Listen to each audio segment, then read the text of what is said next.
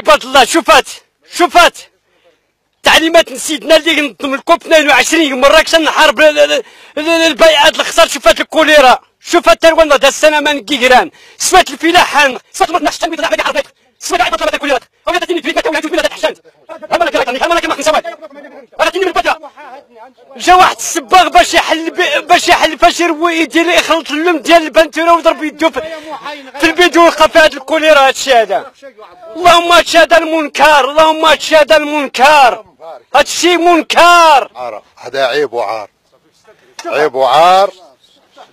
هاد الفيديو مثلا عمر بهذا الشيء ديال البروتيكس لا ما نعرف ولا الواقي العازل الطبي ولا ادري. يجب تطهير البلده من اوكار الدعاره، هذا عيب وعار.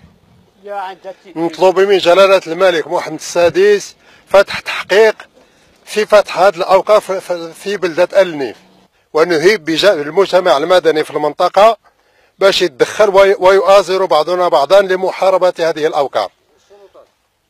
نخبر السلطات بخطورة ما حدث، والصورة بدون تعليق. يعني هذه الحالة هذه لا تحتاج إلى تعليق. صور بيض وعمر بهذا الشيء ديال العازل الطبي. إذا المنطقة في خطر يجب إدراك الأمر قبل استفحال الأمر، قبل استفحال الوضع. وشكرا. بسم الله الرحمن الرحيم، والصلاة والسلام على سيدنا محمد وعلى آله وصحبه وسلم تسليما. كيف لا يعقل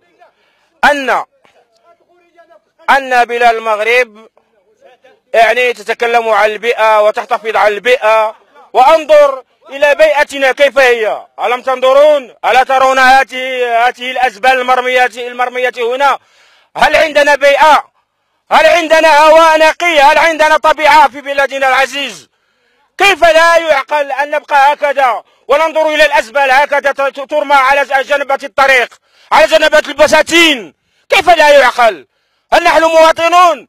ألا ترون أيها العالم هذه الأزبال التي ترمى يوميا في هذه المنطقة؟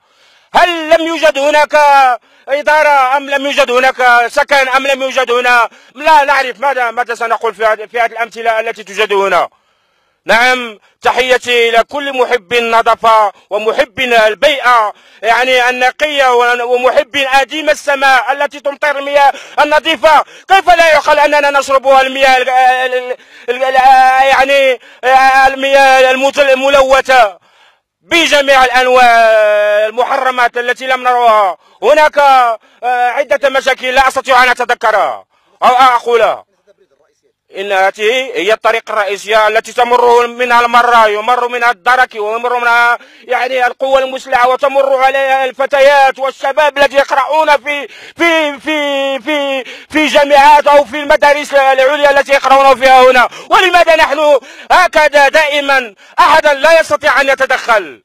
وتحيتي لكل من يحب الطبيعة ويحب البيئة المحترمة، تحية لهم ونحبهم، ونتمنى أن ينظروا إلى هذه المسائل التي تلقى هنا. وتحية طيبة، والسلام عليكم ورحمة الله تعالى وبركاته.